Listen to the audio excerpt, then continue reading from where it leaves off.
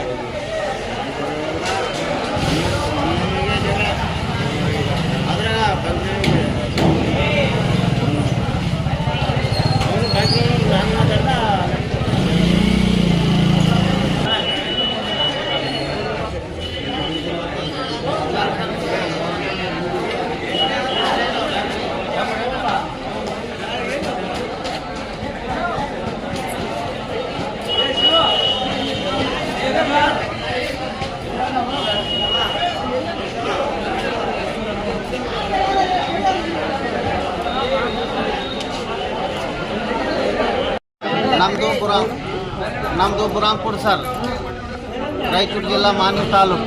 ತಮ್ಮ ಹೆಸರು? ನನ್ನ ಹೆಸರು ಹುಸೇನ್ ಬಾಷಾ ಮುಲ್ಲಾ ಸಾಬ್ ಅಂತ. ಏನು ಮಾಡ್ತೀರಾ ಕೆಲಸ? ನಾವು ಒಕ್ಕಲ್ತನ ಸರ್. ಈಗ ಬೆಳೆ ಸಮಯ ಬಂದ ಸರ್, ಬೀಜ ಹಾಕೋದು. ಅದು ನಮಗೆ ಡೀಸೆಲ್ ಸರಿಯಾಗಿ ಸಿಗ್ತಾ ಇಲ್ಲ. ಅದೇ ಈಗ ನಮಗೆ ಡೀಸೆಲ್ ಸಿಕ್ಕಿದ್ರೆ ಏನಾರ ಮುಂದೆ ಹತ್ತಿ ಅದು ಇದು ಬೆಳೆ ಬೆಳ್ಕೊಂಬಾಗ ನಮಗೆ ಅನುಕೂಲ ಇರ್ತದ. ಅಸಲ್ ಡೀಸೆಲೇ ಸಿಗೋಲ್ದು. ಮುಂಜಾನೆ 11 ಗಂಟೆ ಲಾಸಿಗೆ ಬಂದೀವಿ, ಇನ್ನವರೆಗೆ ಡೀಸೆಲ್ ಸಿಗೋಲ್ದು. ಒಂದು 1000 ರೂಪಾಯ್ದು ಹಾಕ್ತೀವಿ ಅಂತಾರೆ ಒಂದು ಕ್ಯಾನಿಗೆ. ಏನಂತಾರ ಪೆಟ್ರೋಲ್ ಮಾಲೀಕರಿಗೆ ನೀವು ಕೇಳಿದ್ರೆ ಡೀಸೆಲ್ ಹಾಕ್ರಿ ಅಂದ್ರೆ ಏನಂತಾರ ನಿಮಗೆ? ಬಾಟ್ಲಿ ಆಗಾಯ್ತು ಇಲ್ಲ? ಏನಿಲ್ಲ, ಡೀಸೆಲ್ ಸ್ಟಾಕ್ ಇಲ್ಲಪ್ಪ ಅಂತ ಹೇಳ್ತಾರೆ ಸರ್.